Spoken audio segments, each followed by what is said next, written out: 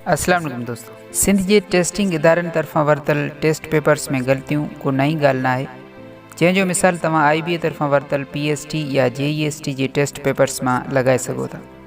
पर Sindh public service commission जहिड़े इदारे जी बि टेस्ट पेपर्स में ग़लतियूं नोट कयूं वियूं आहिनि। CCE 2021 कंबाइंड कॉम्पिटिटिव एग्ज़ाम 2021 में बि 6 ग़लतियूं हुयूं, जिन ते SPSC तरफ़ां उम्मीदवारनि खे ग्रेस मार्कूं ॾिनियूं वियूं आहिनि। अहिड़ी तरह मार्च 2021 में SPSC तरफ़ां मुख़्तलिफ़ सब्जेक्ट्स में लेक्चरर जी टेस्ट वरिती वई हुई। 17 मार्च 2021 ते जिन बि दोस्तनि सिंधी लेक्चरर जी टेस्ट ॾिनी हुई, उन्हनि खे यादि हूंदो त टेस्ट पेपर में केतिरियूं ई ग़लतियूं हुयूं। थी सघे थो SPSC जी नज़र में उन्हनि मां हिकिड़ी बि ग़लती न हुजे, पर अॼोकी वीडियो में अॼु असीं कुझु सबूत तव्हांजे साम्हूं रखंदासीं, पोइ तव्हां पाण ई फ़ैसिलो कजो त वाक़ई में सुवालनि जा जवाब ग़लति आहिनि या न, ऐं जेकॾहिं ग़लति आहिनि त ग्रेस मार्कूं बि मिलणु घुरिजनि। सवाल हो त मिर्ज़ा कलीज बेग जे सहेड़ियल शाह जे रिसाले में केतिरा सुर आहिनि। आंसर की मूजिब 36 जवाब सही हो, पर मिर्ज़ा कलीज बेग जे सहेड़ियल शाह जे रिसाले में 37 सुर आहिनि। 4163 बेंत ऐं 240 वायूं आहिनि। 37 सुर बसंत बहार आहे, तव्हां ॾिसी सघो था, पर ऑप्शन में 37 जो अंग ई कोन हो। ॿियो सवाल हो त शाह अब्दुल लतीफ़ जी शाइरी में सभ खां वधीक कहिड़ो लफ़्ज़ इस्तेमालु थियल आहे। आंसर की मूजिब लफ़्ज़ म आहे, पर असांखे शाह जे रिसाले जी इञणकारी करण ते ख़बर पई त शाह जे रिसाले में सभ खां वधीक इस्तेमालु थींदड़ लफ़्ज़ न आहे, जॾहिं त SPSC तरफ़ां ॿुधायल सही जवाबु यानी लफ़्ज़ म उन फ़हरिस्त में 9 नंबर ते आहे। हिकु ॿियो सवाल हो त who was the first Pakistani player हू स्कोर्ड डबल सेंचुरी इन टेस्ट क्रिकेट। पाकिस्तान तरफ़ां टेस्ट क्रिकेट में डबल सेंचुरी स्कोर कंदड़ पहिरियों रांदीगर।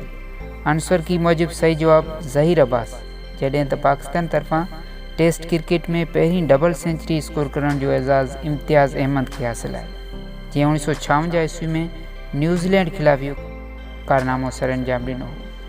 इम्तियाज़ अहमद जो ऑप्शन में नालो ई कोन हो। ॿियो सवाल हो त which language of world has 84 letters in alphabets. दुनिया जी उहा कहिड़ी ॿोली आहे जंहिंजे अल्फ़ाबेट में 84 अखर आहिनि। आंसर की मूजिब कैम्बोडियन सही जवाबु आहे। यकीनन कैम्बोडियन ई उहा ॿोली आहे जंहिंजे अल्फ़ाबेट में घणे में घणा अखर आहिनि, पर उन्हनि अखरनि जो तइदादु 74 आहे, न कि 84, ऐं 74 जो अंग ऑप्शन में कोन हो। ॿियो सवाल हो त who was the drama writer of the old man and the sea. सही जवाबु अर्नेस्ट हेमिंगवे आहे, पर सवाल में उनखे ड्रामो लिखियो वियो हो। दरअसल इहो मशहूरु इनाम याफ़्ता नाविल आहे। सवाल हो त तहक़ीक़ सिंधी लुग़ात कंहिंजी तसनीफ़ आहे। आंसर की मूजिब सही जवाबु डॉक्टर अब्दुल करीम सिंधिलो, पर डॉक्टर साहब जी किताब जो नालो तहक़ीक़ लुग़ात सिंधी आहे। ॿियो सवाल हो त सिंधी अदब जा फ़िक्री मुहरक कंहिंजी तहक़ीक़ आहे। आंसर की मूजिब सही जवाबु अल्लाहदाद ॿोयो आहे, पर अल्लाहदाद ॿोयो साहब जे किताब जो नालो अदब जा फ़िक्री मुहरक आहे, जॾहिं त ऑप्शन में अब्दुल गफ़ूर मेमन ऐं जामी चांडियो जा नाला बि ॾिनल हुआ। अब्दुल गफ़ूर मेमन जे किताब जो नालो सिंधी अदब जो फ़िक्री पस मंज़र ऐं जामी चांडियो जे किताब जो नालो अदबी तनक़ीद जा मुहरक ऐं समाजी कार्ज आहे।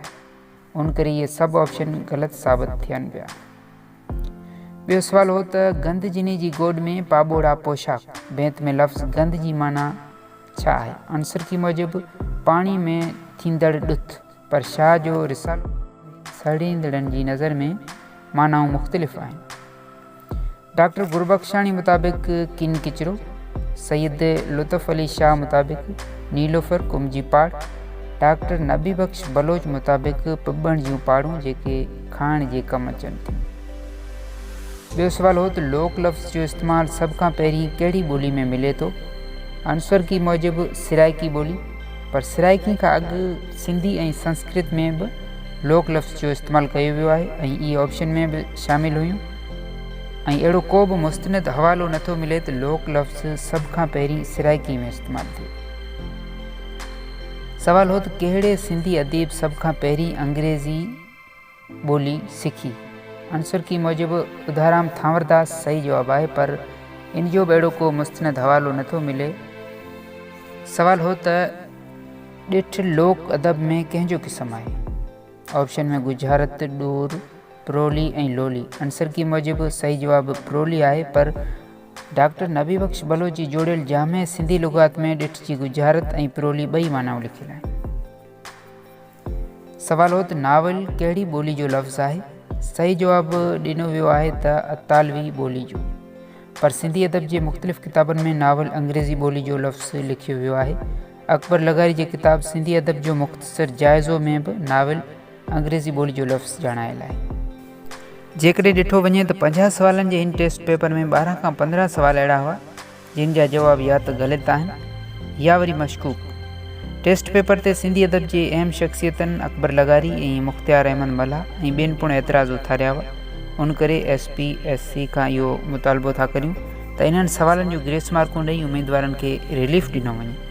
ऐं हिकिड़ी गुज़ारिश त BPS 17 जी तव्हां पोस्ट लाइ टेस्ट कंडक्ट करे रहिया आहियो त महिरबानी करे मुकमल रिसर्च करे ग़लतियुनि खां पाक टेस्ट पेपर तरतीब ॾिनो वञे, जी कंहिं बि उमेदवार खे को एतिराज़ न हुजे ऐं कंहिं सां नाइंसाफ़ी बि न थी।